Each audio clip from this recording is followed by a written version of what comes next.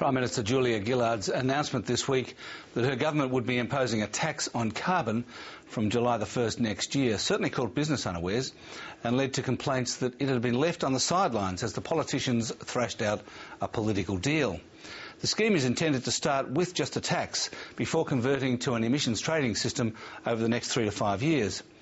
Among the most affected and unimpressed are the steelmakers, who are already doing it tough at the moment. Here's Bluescope Steel CEO Paul O'Malley.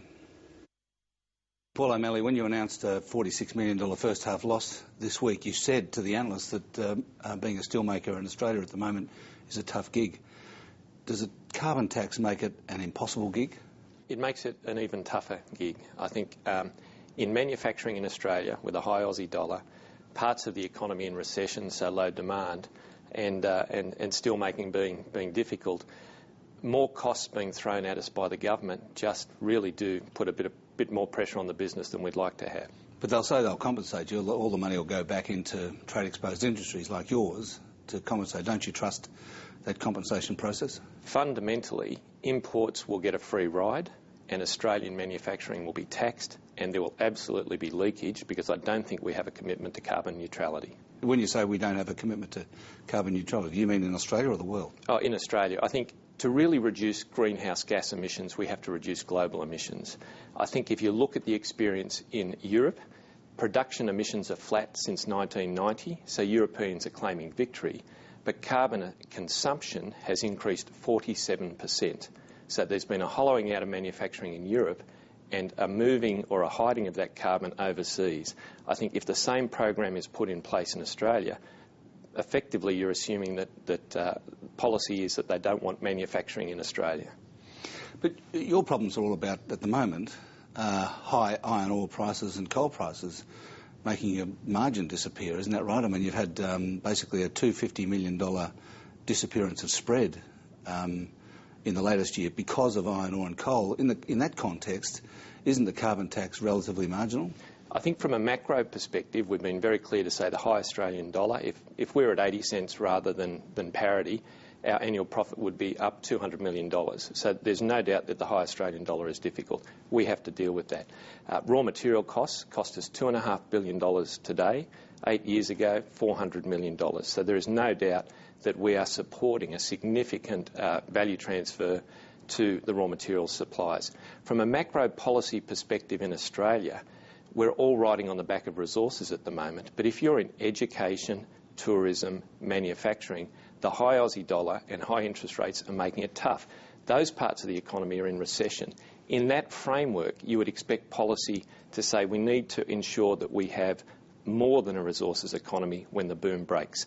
Throwing a carbon tax on top of that basically says, no, we don't want to be anything but a resources economy. But I suppose the question is, I mean, even if whether there's a carbon tax or not, if the Australian dollar stays at parity and the iron ore and coal prices stay where they are you going to be able to survive as a steelmaker? I think through the cycle we've got a great business and a very good business model. But if you've got policy settings and macro factors that make it harder for manufacturing in Australia, there is no doubt that things are going to be tough anyway. Do you actually make money on a tonne of steel you produce at Port Kembla? So in the last half, our industrial business at Port Kembla lost $100 million. In the last quarter of fiscal year 10, we made a couple of $100 million. So as steel prices go up, which they are at the moment, steel prices have increased $250 to $300 in the last 4 months, we can start to make money again. But an incremental cost, which could be material, if you take one part of the policy, which is that there's no assistance for industry, we'd be paying an extra $300 million a year. That is clearly economic vandalism. It clearly says we don't want manufacturing in Australia. Under the CPRS regime, what the policy said was we would prefer steel to be imported with the carbon produced overseas than produced domestically. And that's the issue. It is unfair, and it basically says we don't want manufacturing in Australia. So under the CPRS, would it have resulted in the closure of the Australian steelmaking? I think under the current environment with the CPRS, you have to look at the long term and see, to your question, is steelmaking viable in Australia? You also have to look at the intent of the policymakers to determine whether they want to support manufacturing in Australia. There is a huge question mark on that at the moment. I've just spent the week talking to investors. They are aghast at the policy settings that we're being faced with and the additional costs, including the fact that we have to deal with a high Aussie dollar. So the policy framework at the moment is wrong. It seems to be captured by people who don't care whether there are manufacturing jobs in Australia, and you just wonder whether there's an anti-manufacturing focus in Australia and that people want jobs to go offshore. Do you think there is? I think there is at the moment, absolutely. I think that there's a lack of trust between government and business. I think there's poor communication between government and business.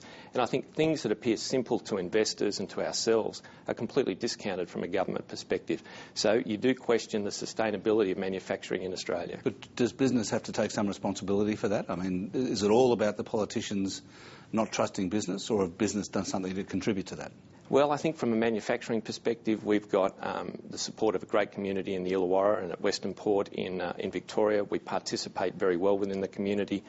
We keep our markets, investors, communities informed. I've spent an inordinate amount of time going backwards and forwards between Canberra and Melbourne and Sydney over the last few years, articulating the detail that Bluescope faces under a CPRS. I don't think we could have been any more transparent. We've offered to have our information audited, but there's complete ignorance they don't want to listen to what we're saying. And I don't know why, but I think it's politics. I think it's economic vandalism. And I think the issue is that the aspiration of reducing carbon is very important, but the detail of the legislation doesn't actually achieve that as it pertains to steel manufacturing in Australia. I was going to ask you, do you actually think something needs to be done about greenhouse gas? Oh, absolutely. I've got 4 young kids. My wife and kids want me, as the CEO of a manufacturing company, to reduce our carbon emissions. As a company, we are doing that. But to make steel, you cannot make steel through the blast furnace technology without emitting carbon, whether it's made in Australia, whether it's made in Korea, Taiwan, China or Japan. Those producers send steel to Australia and compete with us. They are emitting carbon, and on average, we're more efficient in producing steel with less carbon than those companies that import into Australia. So if you shut us down, you don't actually reduce the amount of carbon because steel will still come into Australia. That's the bit that doesn't make sense. But are you saying that Australia can't actually have a price on carbon before those other countries? I think there's fundamentally an issue for manufacturing that says that if you're an exporter and compete with imports, you must tax imports if you're going to tax the local manufacturing business. Not to tax imports says that you would prefer the steel to be produced overseas. That does not make sense. In relation to energy, there is absolutely an argument that says there needs to be a carbon price so we can have natural gas baseload generation in Australia, because no one's going to build new coal-fired generation because it's not going to make sense and it's too carbon intensive, but you need a price signal for natural gas. So I think a carbon tax around energy is a really good thing to do at the moment and will have a big effect in reducing carbon. Taxing steel simply to move it offshore will actually increase global carbon emissions. That doesn't make sense. Yeah, but the problem is that the growth in carbon emissions is now transferring to resource industries, resource extraction industries, coal and natural gas, LNG. They're the ones that are responsible for the projected growth in carbon emissions. It's really interesting. We're a country at the moment that is absolutely jumping up and down with glee because we're exporting carbon overseas. The carbon is being turned into steel and other products overseas, but we don't account for that carbon, and then we're importing the products back. You know, there's a race to hide the carbon here, which I think is absolutely horrid. I think we need good policy around energy and carbon intensity in energy. I think we need practical policy that says that we have to have the lowest CO2 emissions in producing steel, but we shouldn't be hiding the carbon overseas. Thanks for joining us, Paul O'Malley. Thanks very much, Alan.